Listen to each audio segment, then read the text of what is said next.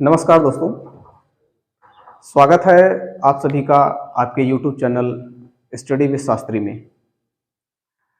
जैसा कि हम लोग पढ़ रहे थे कक्षा 9 में विज्ञान पढ़ रहे थे। विज्ञान में हम लोग पिछले वीडियो में या पिछला जितना भी वीडियो बना है उसमें हम लोगों ने रसायन विज्ञान पढ़ा और रसायन विज्ञान का 2 चैप्टर हमने कंप्लीट किया, पहला लेसन और दूसरा लेसन। अब कक्षा 9 के विज्ञान में ये जो अगला जो लेसन हम पढ़ाने जा रहे हैं वो है बायो का लेसन। बायो का जो पहला लेसन है जीवन की मौलिक इकाई, इसके विषय में इस वीडियो में चर्चा है। तो इसमें जीवन की मौलिक इकाई किसे कहते हैं और मौलिक इकाई के बारे में और जो बातें हैं उसके विषय में चर्चा करेंगे इस वीडियो में। तो चलिए स्टार्ट करते हैं आज की ये क्लास। यहाँ पे देखिए इस लेसन का नाम है जीवन की मौलिक इकाई। जीवन की मौलिक इकाई किसे कहते हैं? कोशिका को। किसको कहते हैं भाई? कोशिका। इस लेसन में हमको कोशिका के ही बारे में पढ़ना है। कोशिका किसे कहते हैं, कोशिका की आकृति क्या होती है, कोशिका का परिमाप क्या होता है, सबसे बड़ी कोशिका का नाम क्या होता है, सबसे लंबी कोशिका का नाम क्या होता है और इसकी संरचना कैसे होती है, इसके प्रकार कौन कौन से हैं और कोशिका के अंदर क्या क्या पाया जाता है, कोशिका किन किन पदार्थों से मिलकर बनी है, इन सभी की चर्चा इस लेसन में है। तो यहाँ पे देख लेते हैं जीवन की मौलिक इकाई किसे कहते हैं? कोशिका को। कोशिका को इंग्लिश में कहते हैं सेल। कोशिका को इंग्लिश में क्या कहते हैं? सेल। तो इसको जानने से पहले हम समझ लेते हैं कि कोशिका कहते किसे हैं। तो जैसे कोशिका की एक परिभाषा है, यहाँ पे देखिए लिखा गया है कोशिका सभी जीवों की। जीव के बारे में सभी लोग जानते होंगे, जीव जंतु ना, जो जीव पोषण की क्रिया करते हैं, शोषण करते हैं, उत्सर्जन करते हैं, ये सभी क्या कहलाते हैं? जीव कहलाते हैं ना। ठीक, तो कोशिका सभी जीवों की सबसे छोटी क्रियात्मक एवं संरचनात्मक इकाई है। देखिए कोशिका की परिभाषा एक लाइन में एकदम छोटा और एकदम सरल परिभाषा क्या है? कोशिका सभी जीवों की सबसे छोटी क्रियात्मक एवं संरचनात्मक इकाई है। जैसे यह हमारे शरीर की सबसे छोटी क्रियात्मक और संरचनात्मक इकाई कैसे है उसको देख लेते हैं। जैसे किसी भी जीव का शरीर, क्या किसी भी जीव का शरीर किनसे मिलकर बना होता है? अंग तंत्रों से। किससे? अंग तंत्रों से। और अंग तंत्र किससे मिलकर बने होते हैं? अंगों से। किससे मिलकर बने होते हैं? अंगों से मिलकर बने होते हैं। और अंग किससे मिलकर बने होते हैं? ऊतक से मिलकर बने होते हैं। और ऊतक किससे बने होते हैं मिलकर? कोशिकाओं से। तो एकदम आखिरी में कौन सी इकाई आई? तो कोशिका। कोशिका, इसीलिए कोशिका को सबसे छोटी इकाई कहा गया है। क्या कहा गया है? कोशिका को सबसे छोटी इकाई कहा गया। अब देख लेते हैं इसको उल्टा करके। जैसे ढेर सारी कोशिकाएं मिली तो क्या बना दिया? ऊतक बना दिया। ढेर सारे जब ऊतक मिलेंगे तो क्या बनाएंगे? अंग बनाएंगे। और ढेर सारे जब अंग मिलेंगे तो क्या बनाएंगे? अंग तंत्र। और ढेर सारे अंग तंत्र मिलकर क्या बनाएंगे? एक शरीर बनाएंगे। जैसे एक अंग तंत्र बनाने के लिए बहुत ढेर सारे अंगों की आवश्यकता होती है। जैसे पाचन तंत्र नाम सुने हैं आप लोग?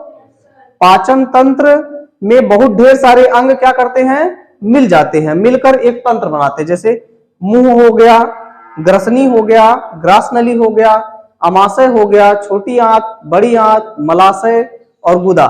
ये इतने अंग मिलकर क्या बनाया है? एक तंत्र बनाया है, जिसे क्या कहते हैं? अंग तंत्र। बात समझ में आ गया? तो शरीर की सबसे छोटी इकाई क्या है? कोशिका। जैसे जब हम मकान बनाते हैं, देखिए यहाँ पे लिखा है जब हम मकान का निर्माण करते हैं तो मकान के निर्माण में ईंट ना, ईंट, ढेर सारी ईंट मिलकर क्या करती है? एक मकान बना देती है ना। जैसे एक अगर दीवार बनाना है तो ढेर सारी ईंटें मिलेंगी, क्या बनाएंगी? एक मकान बन जाएगा। उसी प्रकार मकान की तरह ही होता है हमारा शरीर ना। और शरीर किनसे मिलकर बना होता है? कोशिकाओं से। ठीक, बात समझ में आ गया? तो शरीर जिन छोटी इकाई से मिलकर बना होता है उसे क्या कहते हैं? कोशिका कहते हैं। अब देखिए यहाँ पे दो शब्द आया था, एक था क्रियात्मक और दूसरा था संरचनात्मक। क्रियात्मक और संरचनात्मक इसे क्यों कहते हैं?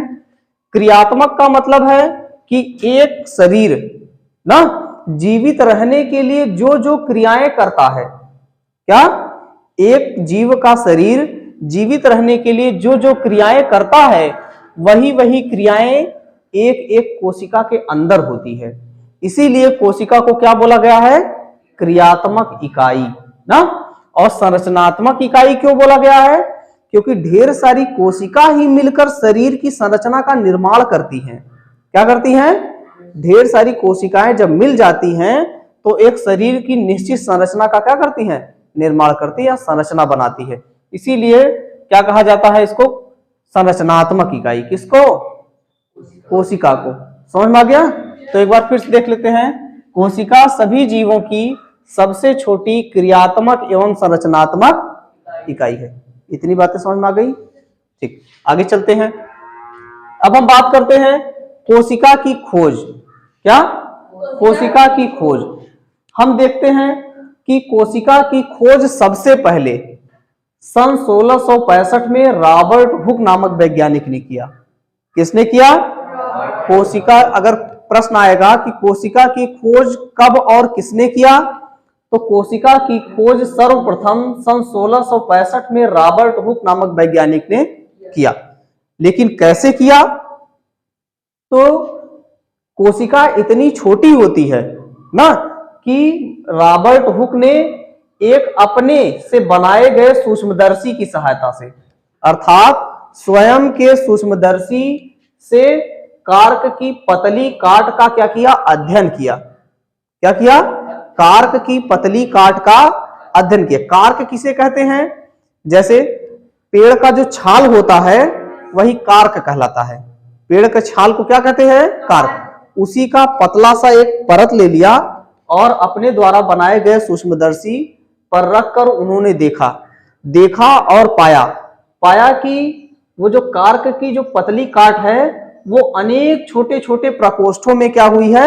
बटी हुई है ना। उन्होंने देखा और अध्ययन किया और पाया कि ये अनेक छोटे छोटे प्रकोष्ठों में क्या है? बटी हुई है। उन्हीं एक एक प्रकोष्ठ को क्या नाम दे दिया? कोशिका दे दिया। किसने? रॉबर्ट हुक ने। ठीक, रॉबर्ट हुक ने खोज किया। कब किया? सन 1665 में। बात समझ में आ गया? ठीक, यहां से फिर देख लेते हैं। कार्क की पतली काट को उन्होंने माइक्रोस्कोप सूक्ष्मदर्शी पर लगाया और देखा कि इनका जो संरचना है वो मधुमक्खी के छत्ते के समान है ना। उसमें छोटे छोटे प्रकोष्ठों को देखा और एक एक प्रकोष्ठ को क्या नाम दे दिया? कोशिका नाम दे दिया। किसने दिया?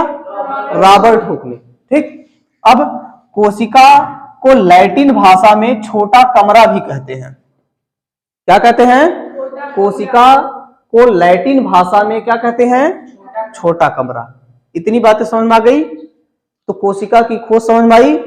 कोशिका किसे कहते हैं ये समझ में आ गया। आगे देखते हैं कोशिका सिद्धांत। क्या? कोशिका सिद्धांत।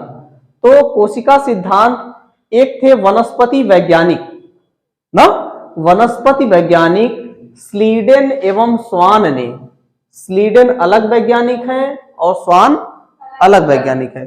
इसीलिए वनस्पति वैज्ञानिक स्लीडेन एवं स्वान ने 1838 और 39 में, ये दो सन क्यों लिखा है? क्योंकि स्लीडेन ने कोशिका सिद्धांत कब दिया? 1838 में दिया और स्वान ने कब दिया? 1839 में। इसीलिए दोनों को मिला के स्लीडेन एवं स्वान ने 1838 और 39 में एक क्या दिया? कोशिका सिद्धांत दिया। क्या दिया? एक कोशिका सिद्धांत अर्थात सेल थ्योरी दिया ना। उस कोशिका सिद्धांत के अनुसार, जो उन्होंने कोशिका सिद्धांत दिया, उस कोशिका सिद्धांत के अनुसार यह बताया कि किसी भी जीव का शरीर एक या अनेक कोशिकाओं का क्या है? बना होता है। किसी भी जीव का शरीर क्या होता है? एक कोशिका या एक से अधिक अनेक कोशिकाओं से मिलकर क्या होता है? बनता है।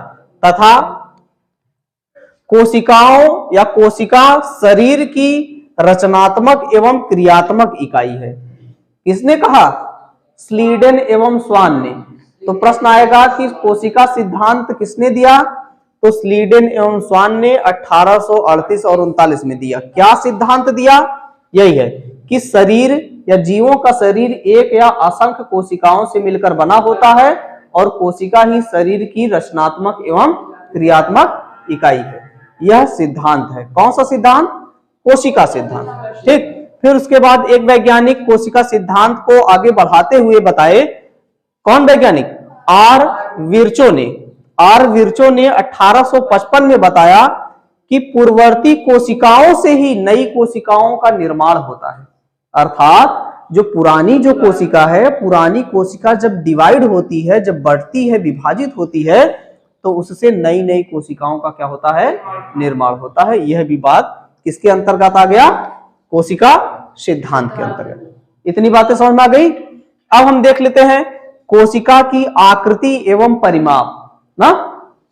कोशिका की आकृति एवं परिमाप। कोशिका की आकृति एवं परिमाप में जैसे जैसे कोशिका की अलग अलग कार्य होते हैं, तो वो कार्य के हिसाब से अपनी आकृति और परिमाप क्या करते हैं? चेंज करते हैं। जैसे अमीबा एक प्रकार की क्या है? कोशिका है, लेकिन उनकी जो कोशिका अर्थात जो अमीबा है, उसके शरीर की संरचना निश्चित नहीं होती है। वो अपना आकार क्या करता है?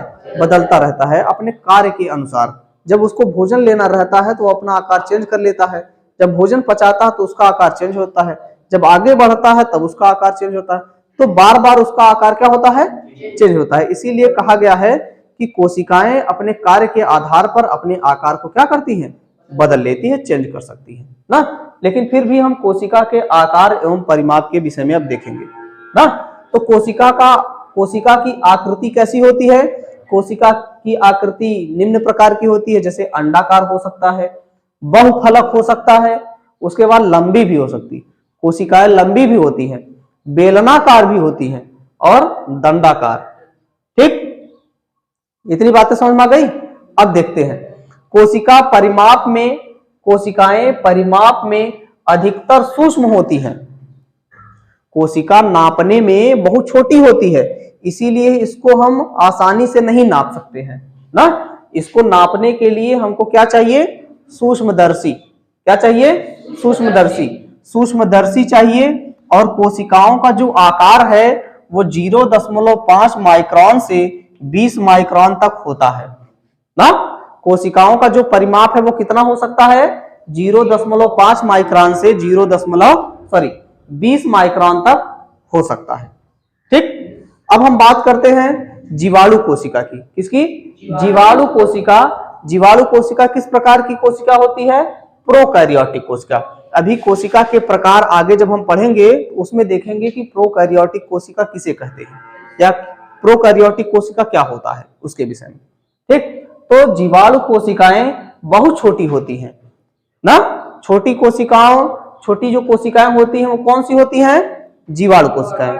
ठीक। और जीवाणु कोशिका एक प्रकार की प्रोकैरियोटिक कोशिका है। ठीक है, जिसका आकार या जिसका परिमाप कितना होता है? 0.2 माइक्रोन तक होता है। अब हम देख लेते हैं सबसे छोटी कोशिका का नाम क्या है, सबसे बड़ी कोशिका का नाम क्या है, सबसे लंबी कोशिका का नाम क्या है, इसको देख लेते हैं। तो सबसे छोटी जो कोशिका होती है उसका नाम है माइकोप्लाज्मा लेडलेवी। क्या नाम भाई? हाँ, यहाँ पे देखिए सबसे छोटी कोशिका का नाम क्या है? माइकोप्लाज्मा लेडलेवी। इसका आकार या इसका परिमाप कितना होता है? 0.1 माइक्रोन। कितना होता है? 0.1 माइक्रोन। ये हो गया सबसे छोटी कोशिका। अब हम देखते हैं सबसे लंबी कोशिका किसे कहते हैं या सबसे लंबी कोशिका का नाम क्या है? तो जंतुओं में तंत्रिका कोशिका ही क्या है? सबसे लंबी कोशिका है ना। जंतुओं में तंत्रिका कोशिका सबसे लंबी कोशिका है, जिसकी लंबाई 1 से लेकर 1.5 मीटर तक होती है ना। तंत्रिका कोशिका की लंबाई कितनी होती है? 1 मीटर से लेकर 1.5 मीटर तक लंबी होती है। उसके बाद सबसे बड़ी कोशिका का नाम क्या है? शुतुरमुर्ग का अंडा। शुतुरमुर्ग का अंडा सबसे बड़ा कोशिका है, जिसका परिमाप होता है 15 सेंटीमीटर व्यास ना। कितना? 15 सेंटीमीटर व्यास। यहाँ पे देखिए कुछ कोशिकाएं बनाई गई हैं और इनका नाम भी लिखा गया। जैसे ये एक कोशिका है, इसे हम कहेंगे पेशीय कोशिका। पेशी कोशिकाएं ऐसे लंबी लंबी होती है ना, लंबी लंबी होंगी, ऐसे जुड़ी रहती हैं एक दूसरे से, ऐसे ऐसे। यहाँ पे कोशिका के अंदर एक केंद्रक भी होता है ना, ये हो गया पेशी कोशिका। और ये है रुधिर कोशिकाएं, ये है अंडाणु। क्या है? अंडाणु। ये क्या है? शुक्राणु। ठीक, ये मादा युग्मक है और ये नर युग्मक है। ठीक, और ये है तंत्रिका कोशिका। अभी जो हमने बात किया कि सबसे लंबी कोशिका किसे कहते हैं, तो जंतुओं की तंत्रिका कोशिका। यही तंत्रिका कोशिका की लंबाई कितनी होती है? 1 से लेकर 1.5 मीटर तक। ठीक है, समझ में आ रहा नहीं? ठीक, इसको नोट कर लो।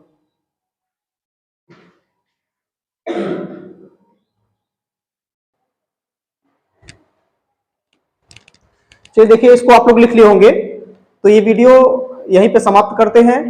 अब मिलते हैं अगले वीडियो में नए टॉपिक के साथ। तो आज के लिए इतना ही, बाकी मिलते हैं अगले वीडियो में। तब तक के लिए धन्यवाद।